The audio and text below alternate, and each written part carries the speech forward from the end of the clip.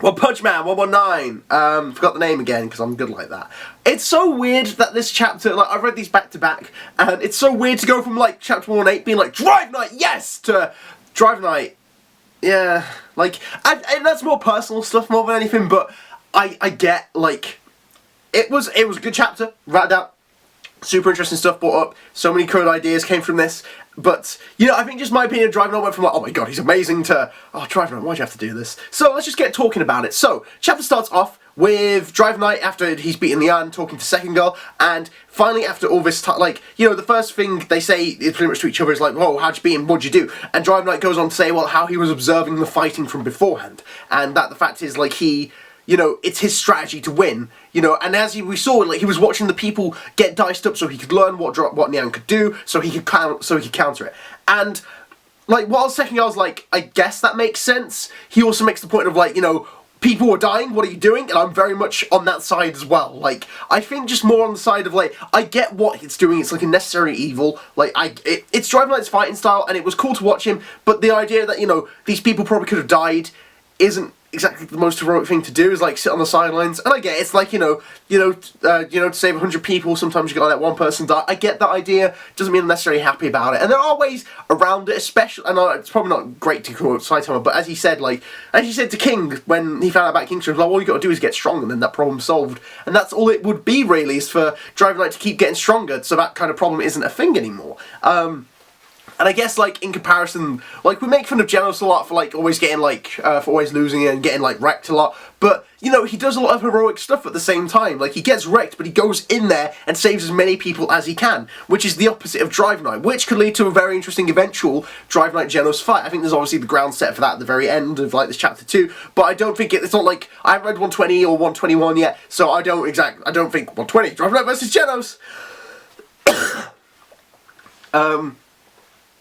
And finally, the question on Second Girl's mind, along with everyone's mind, is, Drive Night, where have you been all this time? And Drive Night goes into detail and explains he's been undercover, he's been stealthing around the Monster Association, he's been gathering data. As we see, he's got a layout plan of what the Monster Association looks like, he's got the battle data of any monster ranking demon or higher, especially the cadres and their fighting styles and their characteristics. Super useful information, but it's just a case of, like, he's got that, it's just a case of who's going to take that information anywhere, because apparently if Drive Night is what he says, he's like, oh, I'm tired, I can't fight anymore, like, he might be able to move, but he needs to get that information to someone who can use it. Maybe he'll give it to Genos, maybe if he can get he needs to go back in there and give it to the S-classes, or, like, in particular if there was anyone, Child Emperor, because Child Emperor could then really be, like, that guy in the chair, archetype where he can be like, right guys, this is all the data you need to know about the opponents you're fighting, tell me who you're fighting, I'll tell you how they fight, weaknesses, potential. I think that could be the way to do it. Whereas, I don't know, because obviously, you know, as this all happens, we get to kind of like the real bombshell of the chapter, I guess, which is when where Drive Night is like, just quickly, fill me in on everything that's gone on, and Second Girl does, and then he goes, hang on. So you're saying at this moment in time, the Hero Association is completely defenseless? Because Tank Top Master and Metal Bat are out of it, and as he makes point, like, Watchdog Man isn't going to show up, and that's not great, which is true, but then it's also going into the fact that there's the traitor, and then Drive Night goes in to say that, yes, Metal Knight is the traitor of the Hero Association. Which is difficult to believe, I'm going to be honest, because Drive Night was incredibly shady this chapter, and like, you can say that kind of stuff, but, like, when his argument is, like, what's his purpose? Because he's a bad guy. Not exactly great, I'm gonna be honest. And then, of course, we get to things like, well, he goes into detail about, like, how Metal Knight's robots work, and how, like, they all share battle data instantaneously, so when one learns something, they'll all learn something, and it's stuff like that. And obviously there's arguments of how, like, and it's also to do with how the association, like, you know, like, there's also, I guess, like, you could talk about the organization who seem to be collecting data, from my opinion.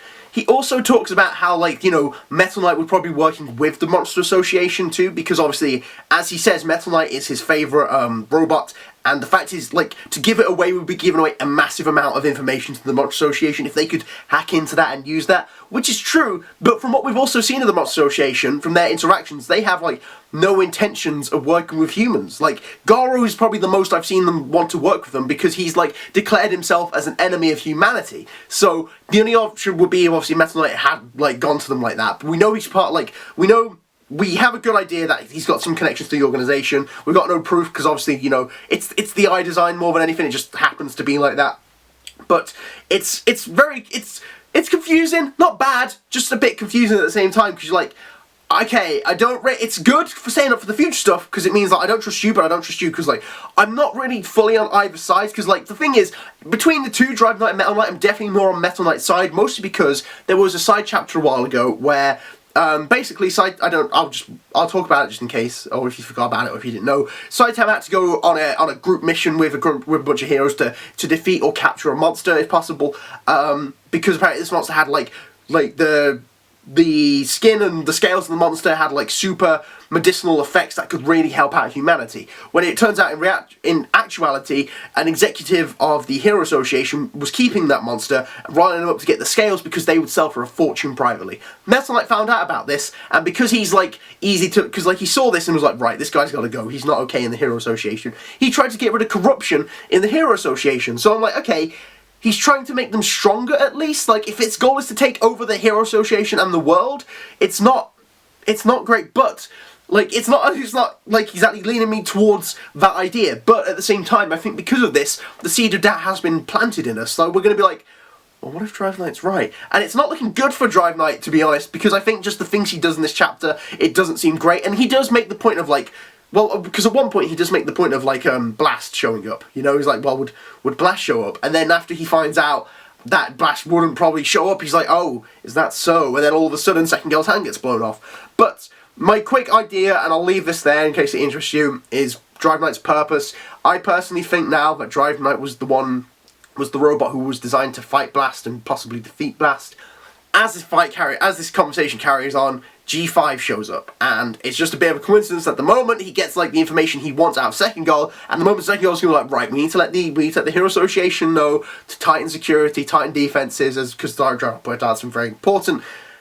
G5 shows up and blasts his hand off. Now, of course, he blasts his hand off, which I think on its own is just super important, because the fact is, that was definitely a much more difficult shot than actually just shooting Second Girl through the chest or in the head. Like, compare your head to your hand. It's actually not that different, Matt. Wow, okay. You know what I mean? Like, the fact is, you know, he didn't try and kill him. That would have been the best way to ensure that this kind of detail, like, didn't get out. And I know, obviously, you know, One Punch Man, it's not really, people don't really die in One Punch Man. I thought they did at one point, but then Jet Nice Guy came back, and I was like, oh, okay. So when this all goes down, it's good.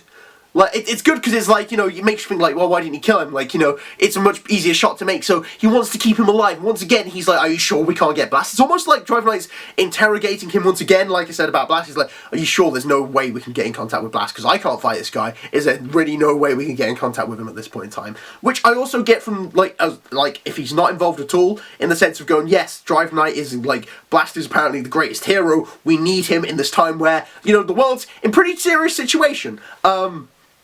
So, as it carries on, you know, he's like, no, and for a moment, like, Second Girl's like, you know what, he's really weak, I got this with the executive beam, and then he just transforms into his true form of G5, it's like, oh no, but then, oh, that brilliant ending, mate, just when Genos shows up, he's like, I thought I recognised this signature.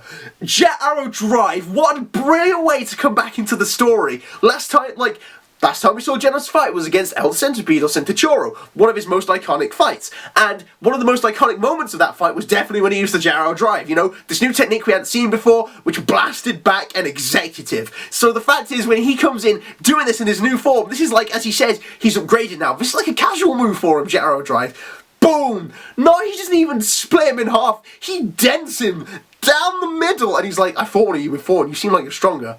but I'm upgrading faster. All the art of Genos was brilliant, just like the bam, like the gyro drive coming in, foof, just like wrecking him, and then even just like the explosion where he's like, oh my god, yes! And even just the page after was like, what's the situation regarding everything? And then he's like, yes! Genos is here! And Drive Knight is not happy that Genos is here, which also doesn't make me very confident about Drive Knight because like, just so happy, he doesn't like, he's not very expressive because he's a robot, but he certainly doesn't look happy that Genos showed up and saved the day in this situation. And also because obviously, you know, Drive Knight G5, like, you know, association links because of the eye, and especially if there is like if it is like that, I think it would be possible for Drive Knight to switch, like, because there was a theory going around for a while that Drive Knight is G5. I still think that was fully possible. I know G5's gone, but what I mean by that is, like, if it's true from what we learned, it's like apparently how the robots share data between each other, then of course there's nothing wrong with, like, if Drive Knight could just all of a sudden when G5 shows up, he's like, oh no, I can't move, because he is G5, he's operating G5 at the same time.